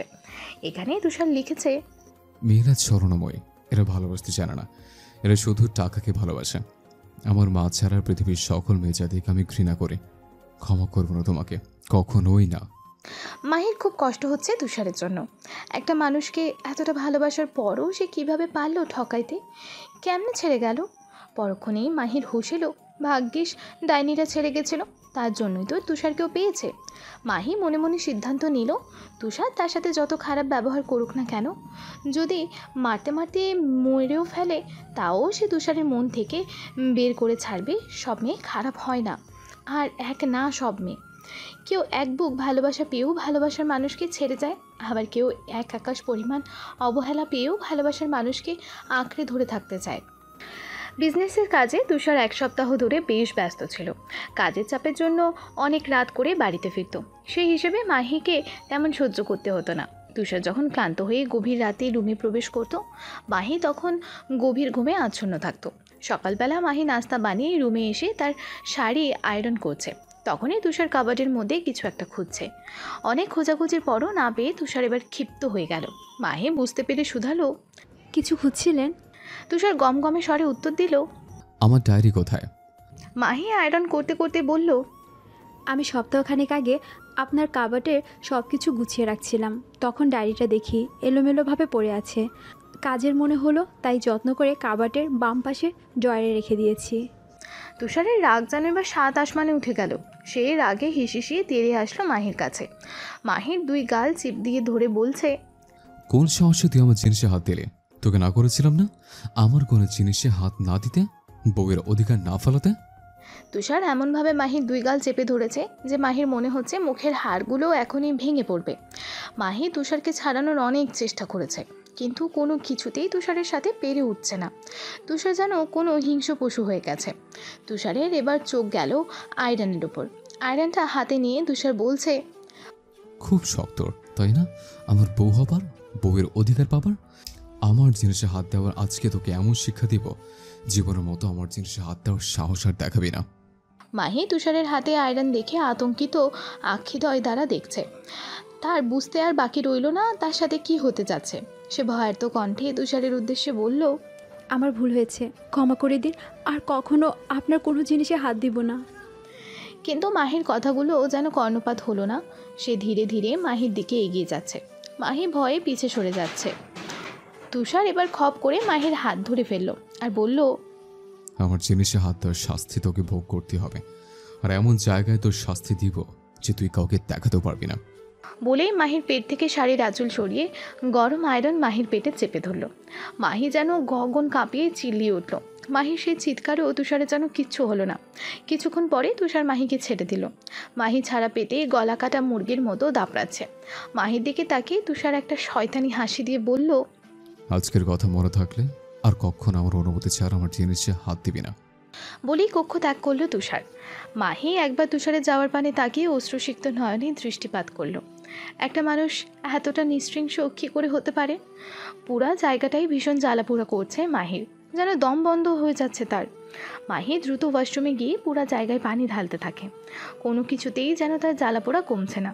মাহি আরও কিছুক্ষণ ঠান্ডা পানি ঢাললো পেটে। তারপর ফার্স্ট এড বক্স থেকে একটা মলম লাগিয়ে নিল। ল্যান্ডলাইনের ফোন বেজে উঠতেই মাহি ধীর পায়ে নিচে আসলো। কল রিসিভ করেই মাহি সালাম দিল। আসসালামু আলাইকুম।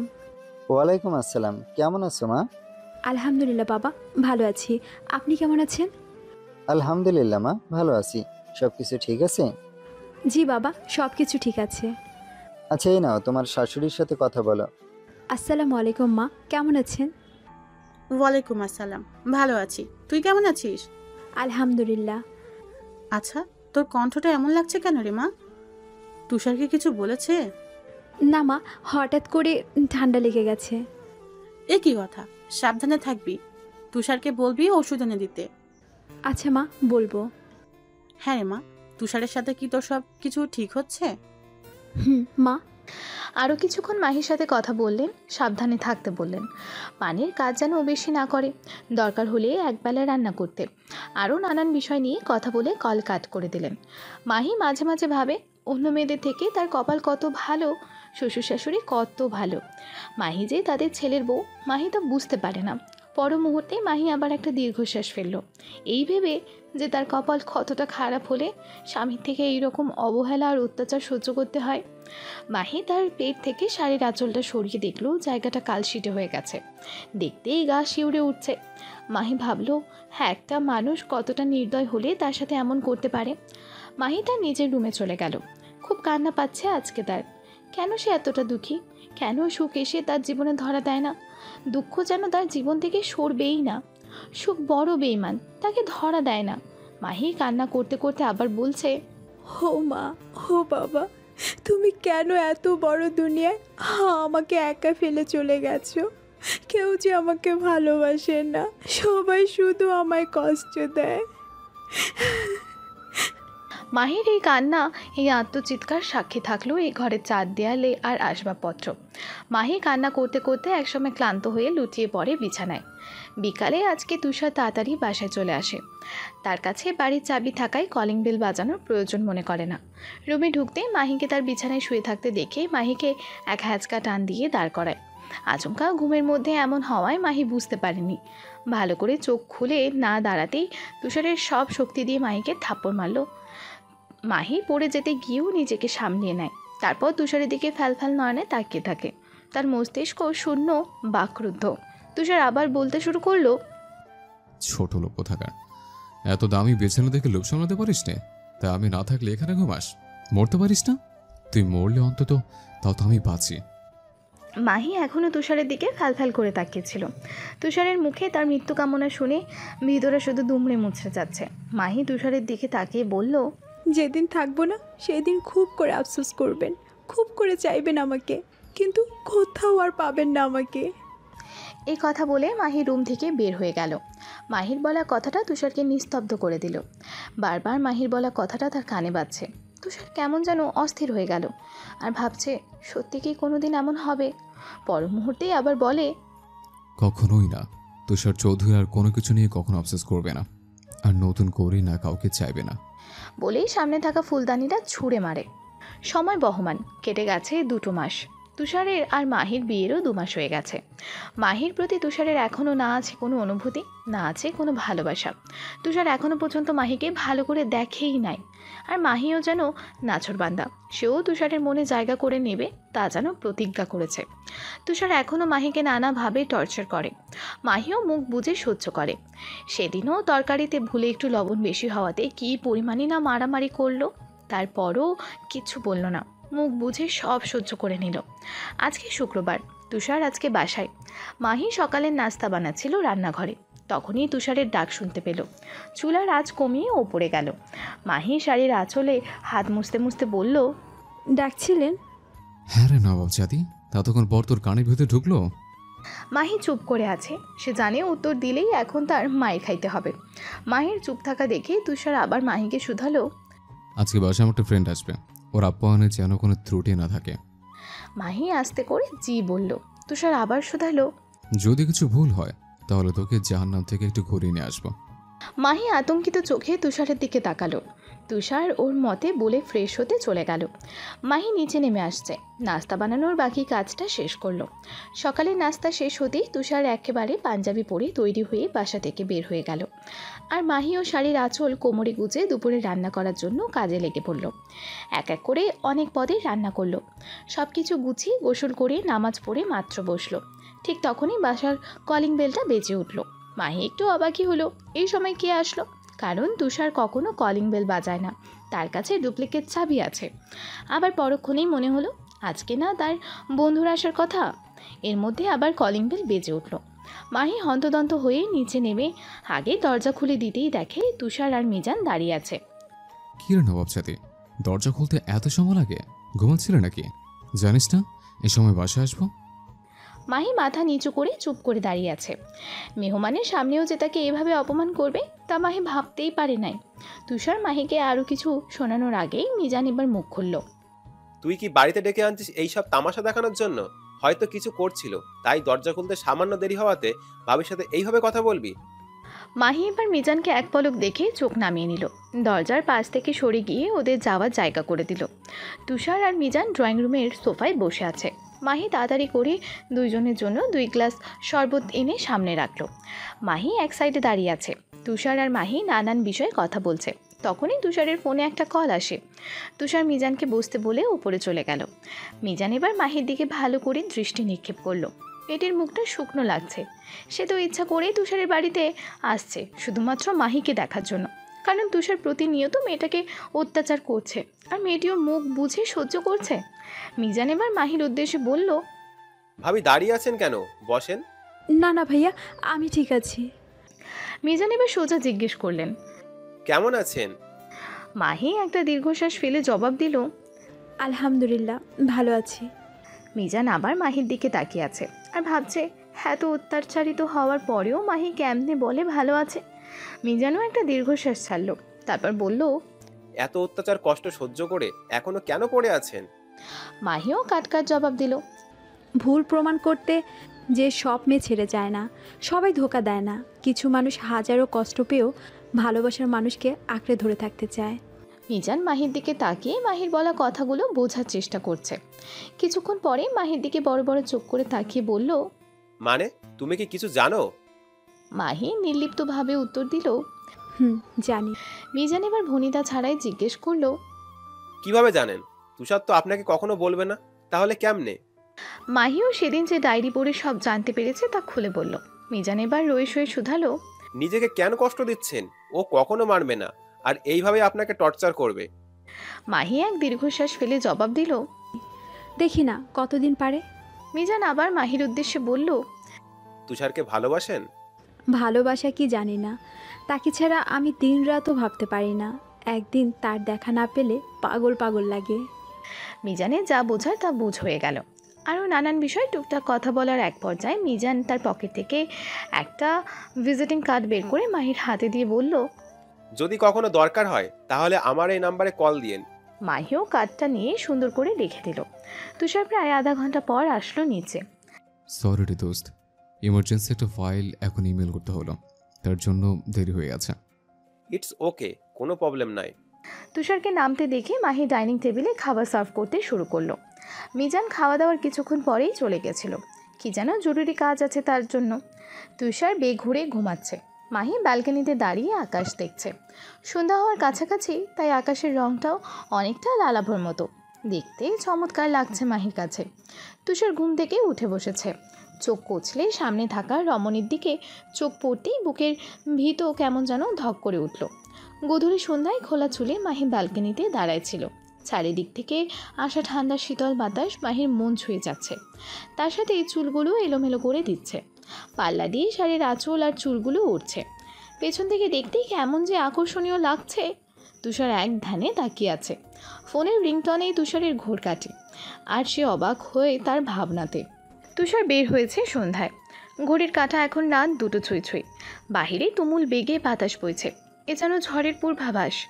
মাহির অনেক চিন্তা হচ্ছে তুষারকে নিয়ে। এ তো কালবৈশাখী ঝড়ের তাণ্ডব বলে মনে হচ্ছে। বাহিরে ঝোড়ো বেগে বাতাসের সাথে এখন বৃষ্টি পড়া শুরু হয়ে গেছে। মাহি ব্যালকনির দরজা জানালা সব বন্ধ করে দেয়, এর মধ্যেই লোডশেডিং হয়। মাহি হাতড়ে মোমবাতি আর ম্যাচবক্স খুঁজে বের করে আগুন ধরিয়ে সেন্টার টেবিলে রাখে। ফ্লোরে বিছানা করে সোফার সাথে হেলান দিয়ে কপালে এক হাত রেখে চোখ বন্ধ করে তুষারের কথা ভাবছে। তখনই রুমের দরজা খুলে শব্দ শুনে মাহি সেদিকে তাকায়। তুষার এলোমেলো পা ফেলে আসছে, শরীর অনেকটা ভিজে গেছে। নেশা করে মানুষ টাল হয়ে গেলে যেমন করে, তুষার ঠিক তেমন আচরণ করছে। মাহি তুষারের এমন অবস্থা দেখে ঘাবড়ে যায় এবং বসা থেকে দাঁড়িয়ে যায়। তুষার এতক্ষণ মাহির একবারে কাছে চলে এসেছে। তুষার কাছে আসতেই মাহির নাকে এক দুর্গন্ধ আসে। মাহি একটু সরে গিয়ে বলে, আপনি ছাইপাশ খেয়ে বাসে এসেছেন? তুষার ঢুলো ঢুলো অবস্থায় মাহিকে বলে, খেয়েছি, বেশ করেছে, তাতে তোর কি? মাহি আর কিছু না বলে তুষারকে পাশ কাটিয়ে চলে আসতে তুষার মাহির হাত ধরে ফেলে। মাহির কেমন যেন ভয় করছে। পুরো ঘর অন্ধকারে আচ্ছন্ন হলেও মোমবাতির হলুদ আভাটা মাহির মুখে এসে পড়ছে। এক অদ্ভুত সৌন্দর্য খেলে যাচ্ছে মাহির সারা মুখে। গোলাপি রঙা পাতলা ওষ্ঠজোড়া তিরতির করে কাঁপছে, যা তুষারকে বেশ করে কাছে টানছে। মাহি তুষারের অবস্থা বুঝতে পেরে সে ছটফট করা শুরু করেছে তুষারের হাত থেকে বাঁচার জন্য, কিন্তু পুরুষের শক্তির সাথে মাহি যেন পেরে উঠছে না। তুষার ধীরে ধীরে মাহির ওষ্ঠজোড়া নিজের ওষ্ঠের দখলে নিয়ে নেয়। মাহি তুষারকে ধাক্কিয়ে যাচ্ছে, কিন্তু এক চুল পরিমাণও তুষারকে সরাতে পারল না। তুষারের হাত মাহির সারা শরীরে বিচরণ করে যাচ্ছে। মাহি বুঝতে পারল তুষার নেশার ঘোরে আজকে ভুল কিছু করে ফেলবে। তুষার যেহেতু তার স্বামী, তাহলে তার সম্পূর্ণ অধিকার আছে মাহির কাছে আসা, কিন্তু তার সজ্ঞানে নেশা করে মাতাল অবস্থায় না। তুষার দীর্ঘ 5 মিনিট পর মাহির ওষ্ঠদ্বয় ছেড়ে দিয়ে কেমন ঘোর লাগা দৃষ্টিতে মাহির দিকে তাকিয়ে আছে। মাহি ছাড়া পেতেই জোরে জোরে হাঁপাচ্ছে। মাহি তুষারকে এইভাবে তাকিয়ে থাকতে দেখে সরে আসতে গেলেই মাহিকে কোলে তুলে নেয় তুষার। মাহি হাত পা ছোড়াছুড়ি করছে, কিন্তু কোনো কাজ হলো না এতে। তুষার মাহিকে বিছানায় ফেলে দিয়ে নিজেও মাহির ওপরে শুয়ে পড়ে ঘাড়ে নাক ডুবালো। মাহি যেমন ছটফট করছে, তেমনি মাহি সারা শরীরে যেন কারেন্টের ঝটকা লাগলো। তুষারের ছোঁয়া তীব্র থেকেও আরও বেশি তীব্র হচ্ছে। মাহি তুষারের ডাকে সাড়া দিয়ে সেও তাল মিলাতে থাকলো তুষারের সাথে। বাহিরের ঝোড়ো হাওয়ার সাথে তুমুল বেগে বৃষ্টি, এরা যেন তুষার আর মাহির মিলনের সাক্ষী হয়ে রইল। ফজরের আজান দিতে মাহির ঘুম ভেঙে গেল। তুষার তাকে আষ্ঠে পৃষ্ঠে জড়িয়ে ধরে গভীর ঘুমে আচ্ছন্ন। মাহি এক মনে তুষারের দিকে তাকিয়ে আছে। ঘুমন্ত মুখশ্রী দেখতে কি নিষ্পাপ লাগছে। কেউ কি বলবে এই মানুষটাই মাহিকে এত অত্যাচার করে? আবার পরক্ষণেই ভাবলো, এই যে জাগনা থাকলে তো তাকে এইভাবে আষ্টে পৃষ্ঠে জড়িয়ে ধরা তো দূরে থাক, বিছানায় শোয়ার অপরাধেই যেন শুলে চড়াতো।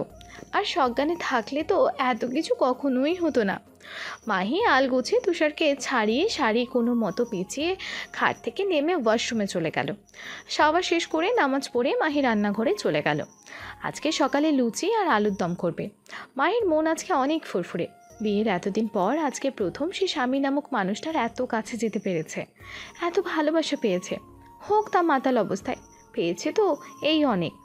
রোদের কিরণ জানালা ভেদ করে মুখে পড়তেই চোখ মুখ কুঁচকে ফেলে তুষার। চোখ পিটপিট করে খুলে নিজের দিকে তাকাতেই অবাক হয়ে যায়। কোনো মতে শরীরে চাদর টেনে উঠে বসে। মাথা কেমন যেন ঝিমঝিম করছে তার। মাথা ধরে চোখ বন্ধ করতেই কালকে রাতের সব কথা মনে পড়ে যায় তুষারের। ও শিট, কত বড় ভুল করে ফেললাম। বলেই তুষার কিছুক্ষণ ঘাপটি মেরে বসে থেকে ওয়াশরুমে চলে গেল। ঝর্ণার নিচে দাঁড়িয়ে আছে, তার শরীরে অনেক জায়গায় মাহির চিহ্ন আঁকা আছে।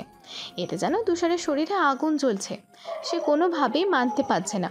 আরও কিছুক্ষণ শাওয়ার নিয়ে বের হয়ে আসলো তুষার। একবারে রেডি হয়ে নিচে নামলো। মাহি আগে থেকে সব কিছু গুছিয়ে রেখেছে। তুষার নাস্তা করতে বসেই দেখলো আজকে যেন নাস্তার জন্য সব অন্য আইটেম করা।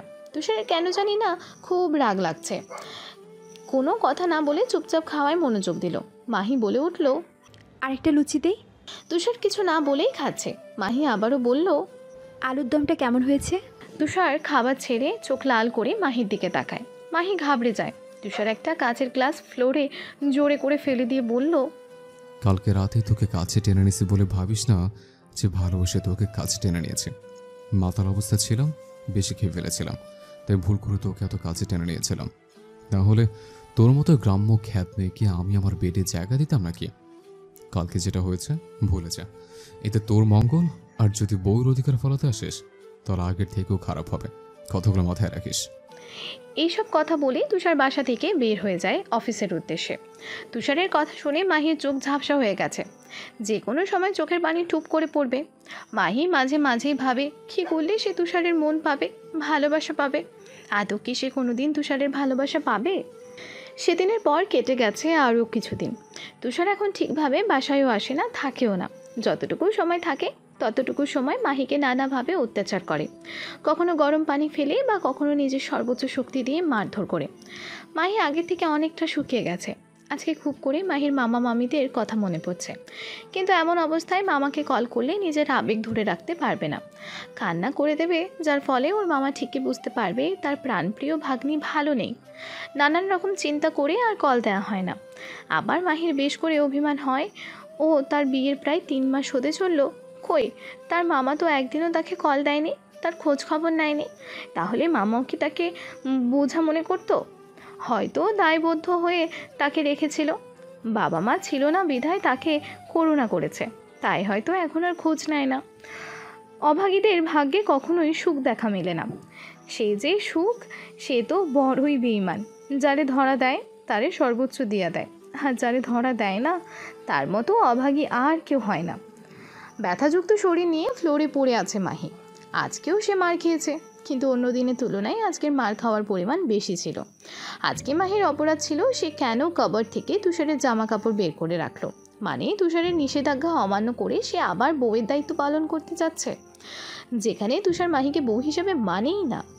আর এবার তুষার মাহিকে জবরদস্ত একটা শাস্তি দিল, যেন মাহি আর কখনো তুষারের কথা অমান্য করতে না পারে। ওয়াশরুম থেকে সাবান নিয়ে বের হয়েছে তুষার। টাওয়াল দিয়ে চুল মুছতে মুছতে বিছানার দিকে নজর পড়তেই ধপ করে ঠান্ডা মাথা গরম হয়ে গেল। তুষার মনে বলছে, আজকে এই মেয়েকে আমি চরম শিক্ষা দিয়ে ছাড়বো, যেন আর কখনো আমার বউর অধিকার না দেখাতে আসে। মাহি নিচে কাজ করছিল। তুষারের ডাকে হন্তদন্ত হয়ে উপরে আসে। তুষার হাতে বেল্ট তুলে নিয়ে মাহির দিকে এক পা করে এগিয়ে যাচ্ছে আর বলছে, খুব শখ আমার বউ হওয়ার, বউর দায়িত্ব পালন করার, তাই না? আমি না করার পরেও বারবার একই কাজ করা, আজকে তোকে চরম শিক্ষা দিয়ে ছাড়বো। বলেই বেল দিয়ে মারতে শুরু করে। তুষার প্রথমবার বেল দিয়ে মারতেই মাহি ও মাগো বলে চিৎকার করে ওঠে। তুষারের কর্ণে মাহি চিল্লিয়ে বলা ও মাগো কথাটা কর্ণপাত হলো না। সে একটার পর একটা আঘাত করেই যাচ্ছে। অনেক জায়গায় রক্তের ছোপ ছোপ দেখা যাচ্ছে। তুষার মেরেই যাচ্ছে, আর মাহি তুষারের উদ্দেশ্যে বলে যাচ্ছে, দোহাই লাগে আপনার, আর মারিয়েন না, আমার যে সহ্য হচ্ছে না, বড্ড কষ্ট হচ্ছে। আপনি এমন কেন? একটু কি মায়া লাগছে না আপনার? আর মারবেন না, আমার খুব ব্যথা করছে। ও মা গো, কই তুমি? আমারে তোমার কাছে কেন নিয়ে গেলা না? এই মস্ত বড় পৃথিবীতে স্বার্থপরের মতো আমাকে ছেড়ে গেলা, একবার আমার কথাও ভাবলা না। মাহির এই আহাজারি কথাগুলো তুষার শুনেও যেন শুনল না। গায়ে সর্বশক্তি দিয়ে বেল্ট দিয়ে জোরে একটা মারতেই মাহির মনে হয় জীবন বের হয়ে যায় এমন অবস্থা। তুষার বেল্ট দিয়ে মেরেই শুধু ক্ষান্ত হয় নাই, রান্নাঘর থেকে লবণ এনে যেখানে দেখেছে রক্তের ছোপ ছোপ দেখা যাচ্ছে সেখানে লবণ ছিটা মারছে আর বলছে, আজকের মায়ের কথা মনে থাকলে জীবনও আমার কাছে বউয়ের অধিকারটা দূরে থাক, গায়ে পরে কথা বলতে আসবে না। অন্যদিকে কাটা কাটা জায়গায় লবণ পড়তে মাহির রুহু যেন বের হয়ে যাচ্ছে। সবশেষে যেখানে বেল্টের বাড়ি জোরে লেগেছিল সেখানে তুষার লবণ দিয়ে চেপে ধরতেই মাহিও হাল্লা গো মরে গেলাম গো বলে গগন বিদারক এক চিৎকার দিয়ে অবচেতন হয়ে পড়ে থাকে ফ্লোরে। তুষার মাহিকে অবচেতন হতে দেখে কোনো মতে রেডি হয়ে বাসা থেকে চলে যায়। মাহির চেতনা আসে প্রায় বিকালে। শরীরে ব্যথা নিয়ে সকালের কথা ভাবছিল মাহি। তুষার প্রতিদিনই নানাভাবে মাহিকে শায়েস্তা করত, কিন্তু আজকে সব কিছু ঊর্ধ্বে চলে গেছে। প্রচণ্ড ব্যথায় শরীর যেন মাহির অসাড় হয়ে পড়ছে। তারপর কোনো মতো ধরে উঠল, নিজেকে আগে ফ্রেশ করে কাপড় চেঞ্জ করে নিল। আয়নার সামনে দাঁড়াতেই মাহি নিজেকে দেখে আঁতকে ওঠে। চোখ মুখ ফুলে আছে। মাহি আপনা আপনি ভাবছে কোনো সুস্থ মস্তিষ্কের মানুষ এইরকমভাবে মারতে পারে না কখনো। মাহি আস্তে আস্তে নিচে নামে। প্রথমেই একটা সুতি মোলায়েম কাপড় নিয়ে ব্যথাতুর জায়গায় গরম ছ্যাঁকা দিল। সামনের অংশে দিতে পারলেও পিঠের অংশে হাত যতদূর গেছে ততটুকুই দিছে। শরীরের প্রচণ্ড ব্যথা নিয়েও কোনো মতো তুষারের জন্য রান্না শেষ করলো। রাতের আকাশে মিটিমিটি তারা জ্বলছে, আর মাহি আকাশের পানে তাকিয়ে চক্ষু জলাঞ্জলি দিচ্ছে আর মনে মনে বলছে, বিধাতা এত নিষ্ঠুর কেন? মাঝে মাঝে খুব করে জানতে ইচ্ছে করে তার, কিন্তু কোনো উত্তর খুঁজে পায় না। তুষার সেই যে বাসা থেকে বের হয়েছে সকালে, এখনও বাসায় ফিরে নেয়। ঘড়ির কাঁটা টিকটিক শব্দ করে জানান দিল 12টা বেজে গেছে। মাহি নীরবে একটা কথাই ভাবছে, আজকের পর থেকে সে আর তুষারের আশেপাশে যাবে না। সে ভালোবাসা বোঝে না, তাকে কি দরকার ভালোবাসা বোঝানোর? যে তার আশেপাশেই তাকে সহ্য করতে পারে না, কি দরকার তার পাশে ঘুরঘুর করার? আর বিড়বিড় করে বলছে, বেশ, তুমি না হয় থেকো তোমার মতো, আমি না হয় দূরে থেকেই ভালোবাসবো আমার মতো করে। খোলা আকাশের নিচে দাঁড়িয়ে স্মোক করছে তুষার। চারিপাশে আধারে ঘেরা। সিগারেটের শেষ অংশটুকু টান দিয়ে নিচে ফেলে দিয়ে পা দিয়ে পিষে আগুনটুকু নিভিয়ে অন্তরিক্ষের পানে তাকিয়ে ধোঁয়া ছাড়ল। মস্তিষ্ক জুড়ে এলোমেলো সব কিছুই এখন কেমন যেন লাগে। তুষার প্রচুর অনুতপ্ত। সেদিন রাগের বশে মাহিকে এতটা মেরে নিজেই দগ্ধে দগ্ধে ভুগছে। আজকে তাদের বিয়ের 4 মাস চলে। তুষার যতই না করতো না কেন, মাহি তুষারের সব কাজ করত, পিছে পিছে ঘুরঘুর করত। কিন্তু যেদিন মাহিকে নির্মমভাবে আঘাত করা হলো, সেদিনের পর থেকে আজকে 2 মাস অতিবাহিত হয়ে গেল। এর মধ্যে তুষার মাহিকে খুব কম দেখেছে। এখন আর মাহি তুষারের রুমে থাকে না। সকালে নাস্তা করার সময় তুষারের সামনে দাঁড়িয়ে থেকে বলে না আরও দে। সব মিলিয়ে মাহিও এখন তুষারকে ইগনোর করে। তুষারের এখন কেন জানে আর সহ্য হয় না। বারবার মনে হয় মাহি তাকে এড়িয়ে চলে। এইসব নানা ভাবনার মধ্যে তুষারের আবারও অনুশোচনা হলো সেদিনের জন্য। বারবার ক্ষমা চাইতে গিয়েও ইগোর জন্য আর ক্ষমা চাওয়া হয় নাই। সমস্ত ভাবনা বাদ দিয়ে শূন্যের দিকে তাকিয়ে ছোট্ট করে একটা দীর্ঘশ্বাস ফেলে ছাদ থেকে নিচে নেমে সোজা তার রুমে আসলো। মাহির শরীরটা বেশ কিছুদিন ধরে ভালো যাচ্ছে না। কোনো কিছু ঠিকমতো খেতেও পাচ্ছে না, গা গুলিয়ে আসছে। আবার ক্ষণে ক্ষণে মাথা চক্কর দিয়ে উঠছে। কি করবে কিছুই বুঝতে পারছে না। মাহি সিদ্ধান্ত নিল তার শাশুড়িকে ফোন করলে আজকে এসব জানাবে। মাহি তার শাশুড়ির রুম থেকে কিছু ইসলামিক বই নিয়ে পড়ছিল। ঠিক তখনই ল্যান্ডলাইনে কল আসে। মাহি শায়লার সাথে কথা বলার এক পর্যায়ে তার শরীর খারাপের কথাটা বিস্তারিতভাবে খুলে বলতেই শায়লার চোখ খুশিতে জলজল করে ওঠে। শায়লা মাহির উদ্দেশ্যে বলে, তোর লাস্ট কবে হয়েছিল? মাহি একটু ভেবে উত্তর দেয়, 2 মাস আগে। বলতেই মাহির মনে এক শীতল হাওয়া প্রবাহমান হয়। মাহি একটু উৎকণ্ঠা হয়ে শায়লাকে বলে, সত্যি মা? শায়লা একটু হেসে বলছে, তোর কথাই তো তাই মনে হচ্ছে। তাও শিওর হওয়ার জন্য তুষারকে নিয়ে কালকে একটু হসপিটাল থেকে ঘুরে আসিস। মাহি একটু ইতস্তত করে বলল, মা একেবারে শিওরভাবে জেনে তারপর না হয় ওনাকে জানাবো। তাহলে ডক্টরের কাছে কে নিয়ে যাবে তোকে? আম্মু তুমি একটু ব্যবস্থা করে দেখো না। শায়লা একটু ভেবে বলল, আচ্ছা, আমার পরিচিত একজন আছে, তোর বাবাকে বলছি সেখানে কালকে সকালে যেন অ্যাপয়েন্টমেন্ট দিয়ে রাখে। আর ড্রাইভারকেও কল দিয়ে বলে রাখবো তোকে যেন সাবধানে নিয়ে যায়। মাহি গাড়িতে বসে আছে, তার চোখ দিয়ে খুশির অশ্রু গড়িয়ে পড়ছে। হ্যাঁ, এত কষ্টের পরেও যেন আজকে তার মনে হচ্ছে সে অনাকাঙ্ক্ষিত এক সুখ হাতে পেতে যাচ্ছে। সকালে তুষার বের হয়ে যাওয়ার পরে ড্রাইভার মাহিকে নিয়ে আমজাদ চৌধুরীর বলা ঠিকানায় চলে আসে। ড্রাইভারই মাহিকে ডক্টরের চেম্বার পর্যন্ত রেখে যায়। মাহি ভেতরে যেতেই এক ভদ্রমহিলা মাহিকে উদ্দেশ্য করে বলল, মিসেস চৌধুরী? জি। আপনার জন্যই অপেক্ষা করছিলাম। কালকে মিস্টার আমজাদ চৌধুরী কল দিয়ে সব বলেছে। আজকে কিছু টেস্ট করতে হবে, কালকের মধ্যে রিপোর্ট পাবেন। অনেকগুলো টেস্টের মধ্যে আলট্রাও করতে দেওয়া হয়, আর আলট্রা করার সময় ডক্টর তাকে জানান দেয় তার দেহে ছোট্ট একটি প্রাণ বেড়ে উঠছে। সমস্ত টেস্ট করে বের হয়ে আসার সময় ডক্টর তাকে কালকে আবার রিপোর্ট নিতে আসতে বলল, আর এটাও বলল, তোমার শরীরের কন্ডিশন এত খারাপ কেন? খাওয়া ঠিক মতো, কালকে থেকে তোমাকে প্রপার ট্রিটমেন্টে থাকতে হবে। আমজাদ চৌধুরী করা আদেশ। মাহি একটু মুচকি হেসে বের হয়ে গেলেন। মাহির যেন বিশ্বাসই হচ্ছে না তার ভেতরে একটা অস্তিত্ব বেড়ে উঠছে। আজকেই সে ভীষণ খুশি। আজকেই তার কেন যেন বারবার বলতে ইচ্ছে করছে সুখ আছে, আর সে কোনো বেইমান না। মাহির নানা ভাবনার মধ্যেই বাড়ি চলে আসে। মাহি বাড়িতে আসার কিছুক্ষণ পরেই শাইলা কল করে। হ্যালো মা। রে মা, ডক্টর কি বললো? মাহি একটু লাজুক হেসে বলল, তোমরা দাদু দিদা হবে। শাইলা আলহামদুলিল্লাহ বলে বলল, তোর কথাই আমি শিওর ছিলাম এমন কিছুই হবে। তারপরেও ডক্টর দেখিয়ে নিতে বললাম। আচ্ছা মা শোন, রিপোর্ট কবে দিবে? কালকে দিব মা। আমজাদ চৌধুরী ফোন কানে নিয়ে মাহিকে বললেন, জানো মা, আজকে আমি সব থেকে খুশি। কি চাই তোমার তাই বলো। বাবা, আমার কিছু চাই না। আপনি আর মা আমার অনাগত সন্তানের জন্য দোয়া করবেন। তা তো করি মা। এখানকার কাজ খুব শীঘ্রই শেষ করে দ্রুত আমি আর তোমার মা চলে আসব। আর কোনো চিন্তা করবে না। ঠিক আছে বাবা। আচ্ছা তাহলে রাখছি মা। জি বাবা। তুষার বিছানায় শুয়ে উপরে ঘুরন্ত সিলিং ফ্যানের দিকে তাকিয়ে আছে। তুষারের আজকে অফিসে মন বসছিল না, তাই ম্যানেজারকে কাজ বুঝিয়ে দিয়ে বাসায় চলে আসে। কিন্তু বাসায় এসে মাহিকে কোথাও দেখতে পায় না। এদিক সেদিক উকি দিয়ে ওপরে চলে যায়। ফ্রেশ হয়ে নিচে নামতে মাহির ফোনে বলা শাইলাকে সব কথা তুষার শুনতে পায়। সে আর মাহির সামনে যায় নাই। যেভাবে সিঁড়ি বেয়ে নিচে নেমেছিল ঠিক সেভাবেই আবার সিঁড়ি বেয়ে ওপরে চলে গেল। মাহি কথা বলার ধ্যানে এতটাই মগ্ন ছিল যে সে টেরই পেল না কেউ তার পেছনে দাঁড়িয়ে কথাগুলো শুনছিল। তুষারের প্রতিক্রিয়া কেমন হওয়া উচিত সে ভাবছে। প্রথমবারের মতো বাবা হওয়ার অনুভূতি, কিন্তু তুষারের মুখশ্রী দেখে তা বোঝা দেয়। বিকালে তুষারের সাথে মাহির দেখা হয়েছিল। মাহি অপলক দৃষ্টিতে তুষারের দিকে তাকিয়ে থেকে নিজের রুমে চলে গেল। তুষারও মাহির যাওয়ার পানে তাকিয়ে আছে। তুষারের মনে কী চলছে তা বোঝা বড় দায়। নিখোশ কালো অন্ধকার রাত চারিদিকে, নিস্তব্ধতা ছেয়ে গেছে সব দিকে। মাঝে মাঝে কুকুরের ডাক ভেসে আসছে। মাহি গভীর ঘুমে আচ্ছন্ন, কিন্তু মাহির পেটে থেকে কেউ একজন শাড়ির আঁচল সরিয়ে কিছু একটা বলছে। হঠাৎ করে মাহির পেটে তরল জাতীয় কিছু পড়তেই মাহি চোখ পিটপিট করতে থাকে। তারপর ধাম করে চোখ খুলে ফেলে। না, সব কিছু তো ঠিক আছে, তাহলে কেন জানি মনে হলো রুমে কেউ ছিল। মাহি একটু ভরকে গেলেও নিজেকে সামলে নিয়ে ভাবে তার মনের ভুল হয়তো। মাহি চোখ বন্ধ করে শুয়ে পড়তেই আবার ঘুমে তলিয়ে যায়।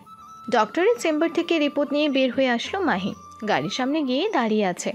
কিছুক্ষণ ব্যস্ত নগরীর দিকে তাকিয়ে থেকে গাড়িতে উঠে বসলো। তারপর ড্রাইভারের উদ্দেশ্যে বলল, কাকা চলেন। আম্মাজান, কোনো সমস্যা? না কাকা। তাহলে মুখটা কালো দেখায় কেন?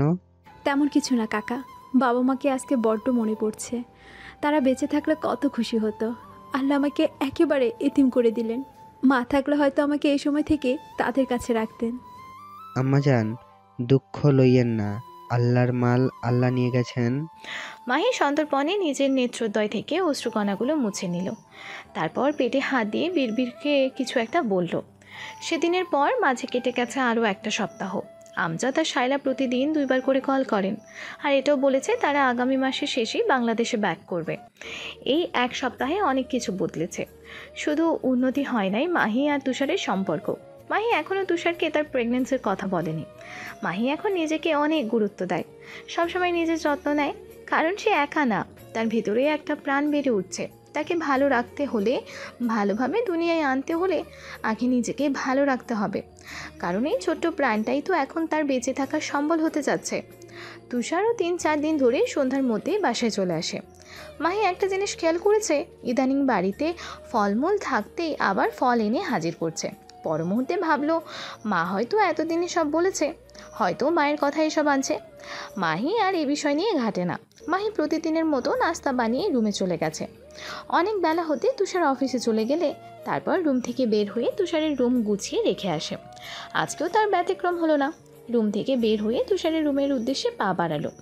রুমের ভেতরে গিয়েই দেখে রুম পুরো অন্ধকার, জানালা খোলা তো দূরে থাক, এখনও পর্যন্ত পর্দা সরানো হয় নাই।